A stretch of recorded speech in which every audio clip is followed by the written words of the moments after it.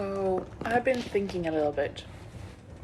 It is currently the 6th of December, and we are sitting here early morning in front of the wood fireplace here. And Albert, he has just been outside. He's freezing a little bit, so he's pretty clingy. But yeah, I have been thinking a little bit, and I have been watching quite a lot of these very pretty aesthetical vlogs on YouTube where the people show their lives from a very aesthetical, sort of meditative angle. And it has made me think, like, partly, like, I really wish to have that kind of life, that simple, slow life where you admire how you pour your tea in the morning and just run around in a field of flowers. But it made me think that why can't I have that now? I mean, yes, I don't think that I live the way that I would love to live, but I'm very happy with how I live right now. I'm very content, even though I think that I should wish for more, I should want more. I mean, I can still enjoy how I do things. I can still stop myself when I just keep on doing everything and just appreciate that I am cutting up an orange, that I am pouring my tea, that when I'm sitting and petting my dog, that I'm actually just being with him, or all of the others. We have quite a few. But it just made me think that what these vloggers are showing, I don't think necessarily is that we should all aspire to live in a cottage out in the wood with no internet or no water, but that no matter where we do live, we can take that moment, just stop and appreciate how we live, the objects we are living with, and how we are doing things. I really want to do that more, because even though I live in maybe not a cottage, more like a house out in the woods, and I love where I live, but I work from home, and I have an amazing job where I create new colors, or new versions of colors anyway, making watercolor paint, where I do paint, use them, and create vlogs and videos to put on YouTube. I feel this stress, this pressure, and I've been feeling it for such a long time, and I can't say that it's been this long or that long. I think I have always felt pressure and stress. It just has changed, and I think that's normal. From school, where we have the pressure to keep up with our friends and what we are wearing, and of course schoolwork, and then it changes to the driving license and jobs and not having a job and back to school, or back and forth, all of that. And now in a sense, I have the life that I dreamed of many years ago. I live in an amazing place. I have the job that I've always wanted. I have the dog that I've been dreaming about for so many years. That is a red poodle, by the way. And I'm like, why am I so stressed? Well, part could be that I have a chronic pain condition called fibromyalgia, so I'm pretty much always in pain. That could be it. Pretty big reason, I think, is being in pain all the time, and always being affected by the weather. Now, I live here on the southwest of Sweden. We have a lot of different weather here, so that could definitely be it. But I also think it could be starting a new business. That is kind of stressful, making sure that not only learning about like business stuff, but also learning what works in my business, learning how I am supposed to handle my business. And also in my way where I make paint, I need to constantly learn to become better at making paint. And I feel that pressure. I feel like I need to constantly improve, to constantly grow. And where did that what does that come from? Well, I think that is the answer that we give for pretty much everything. It's the society that we have lived in, where performance, productivity, money is the most valuable thing that we have, and which is true. If there's something I've learned since I was diagnosed more than 5 years ago, it is that money is truly worth much more than anything. And that is so cynical and sad, but it's true. People who say that money is not everything, they have the money. And I believe that. If you ever have to struggle to get money or have money, you know that money do a lot to ease things in life. And I'm very tired of people saying money is not everything. Well, it is. If you have it, you don't need to think about it, and amazing. That's great for you.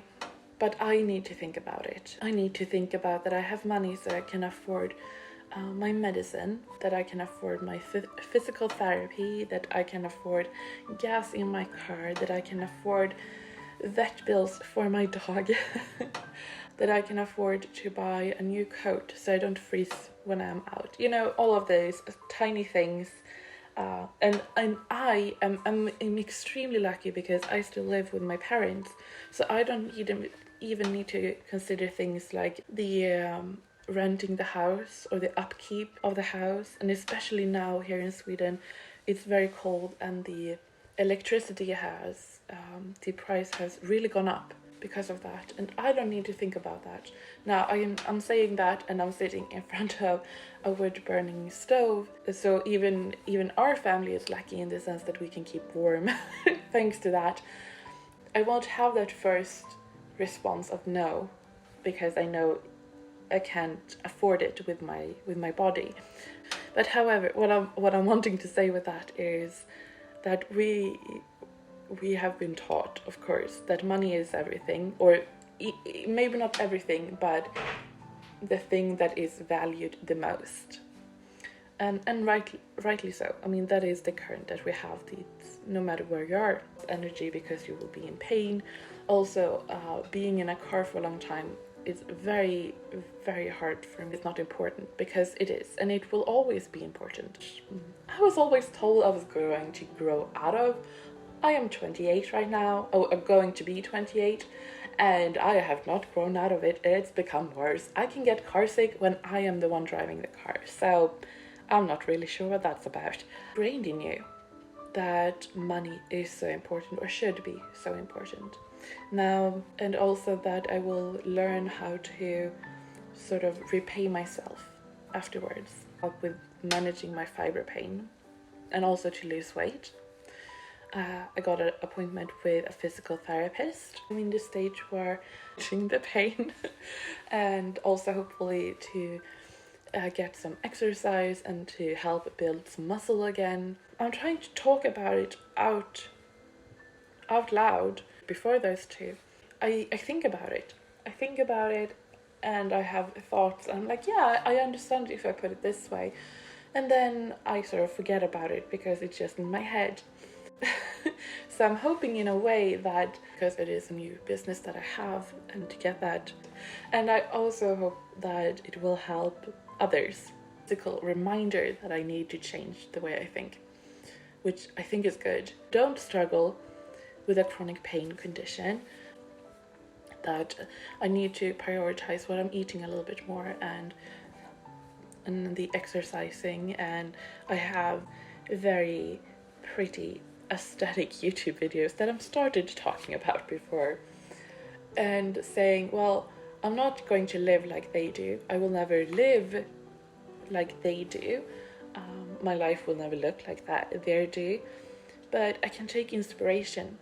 And I don't mean inspiration in the way that I want to wallpaper my house in that same way, or I want to look like they do, or or stuff like that. I say take inspiration from the inspiration that they actually are putting out.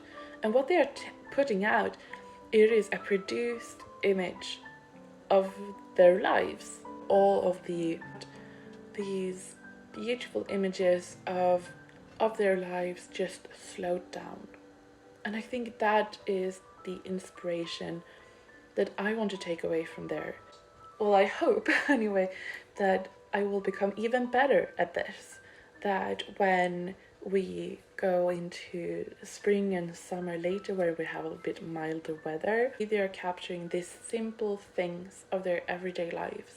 And when I become even better and found a much more like deep-rooted balance in what I'm eating, how I'm moving, how I'm working, I might actually start to feel like I have the energy and the willpower to do things, because I don't. I often feel like I am saying no to things when asked, because I know that by the time I get there, I will be too tired, or at the very least the next day I won't have any energy to do anything else. When you're going out to get the mail, like, I don't think we need to live out in the deep forest, even though I do, to be able to slow down and appreciate our lives way before, because I know there is no point with a tool like a camera, like the ones we have in our phones, to help us focus. Immediately was like, I wonder how I'm going to say it that I'm not going to go with, because there is no way I'm going to be outside for that many hours, like standing practically still under a book right now, able to manage like the long drive there. It makes me very sad that I'm feeling like I'm missing out on so many things of you just doing your life, that you are the focus of that image, of that scene. You are the main thing. What you're doing, cleaning your house, making dinner, or maybe you're just being still. It's just you. One that is open. Really good thing. I think that there are many projects you can do with photographs and everything, but I think there's something that really helps when we are being recorded, in the way that a photo is staged. Now, a video recording, of course, is staged too, but I have done things like a week in life, when you take photos of yourself or your life during a week or during a day. But it always ends up being very much, hold the pose for this long so the timer can go off. But I'm thinking if you're doing it with video, you're forced to continue doing what you're doing to show what you're actually doing to do your life. And like I said, I don't think we actually need to record ourselves doing it, but I'm thinking that using our cameras as a tool to force ourselves to do it, to force ourselves to partly decide like what is in focus, and also being in the shot, to be just saying that I am the most important thing in my life. I am me in my life, the main character, the main focus, and it's from me, the way that I do things, the way that I take care of my children, the way that I walk my dog, the way that I show love and affection to those around me. And I think that in many cases we forget that we are living our lives with us as the main character. We are our biggest focus, even though we have family that we love or people around us that we love, but we need to be the first in focus for everything else to succeed, sort of. I think that is a struggle for many of us, especially if we're women who have grown up with the saying that productivity is everything, because we need to produce. We need to bring in money. And of course, I do believe because of gender roles and all of that, I think men might have that even more, that pressure on money.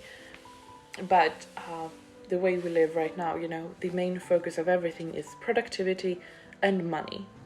I don't think that will ever change. I think money will always be number one. How much I even dream about putting me as number one. And maybe I can one day if my little shop grows tremendously big and I don't need to think about money. But I can have the ambition.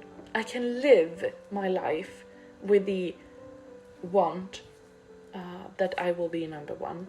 Saying that right now, all I am thinking about, all that I have focus on is my cup of tea. My dog, who in fairness takes a lot of focus anyway. If he doesn't get attention, he will make sure everybody knows that he needs attention. So in that way we can take a lesson from him. And the thing is, this is one of those things I've just been thinking. I don't know if I have a conclusion to it. I don't know if it will ever become the way I hope. But I'm thinking that if I take my thoughts and say them out loud, at least I have spoken them. I have heard myself saying it. You have heard me saying this. And hopefully something has resonated with what I have said, or the thoughts that I have. I don't know. But for now, I feel like I have already slowed down a little bit. I don't feel as stressed this morning. I don't feel like I'm in a rush this morning. I feel like I am more aware this morning. That I'm sitting here in front of a wood burning stove. It's very nice and toasty. We have some fans on top of it that are generated by the heat, and they are making the hot air move about the house, which is very lovely. I can also see outside the big windows we have in the room next to the wood burning stove, and there are some snowflakes dancing in the air, and I can see them white against the very dark wood that is on the other side of the field. It is -7 degrees outside, and I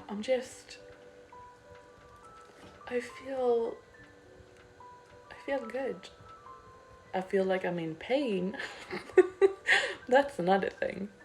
And I don't think that will go away anytime soon, but I just feel like I'm content this morning.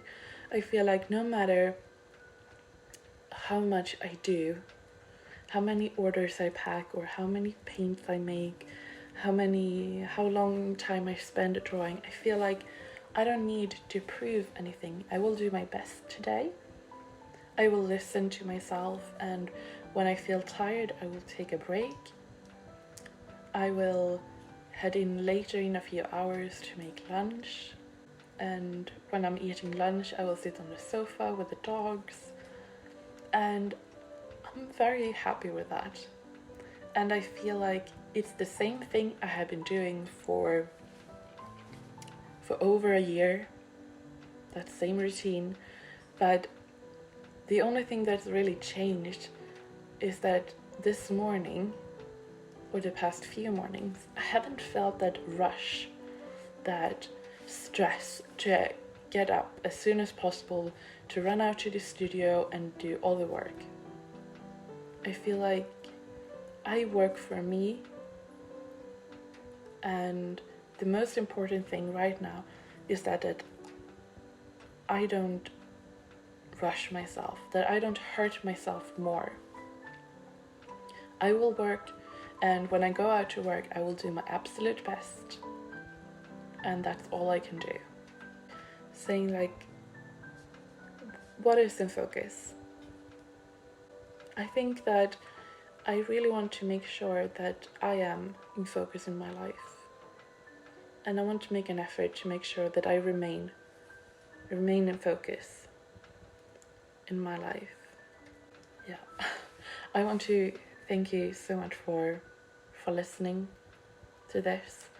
I hope that something has made sense, I suppose. I'm not really sure.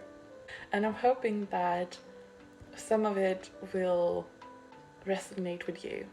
That is my thoughts for today. So yeah, thank you. I hope you will have an amazing day,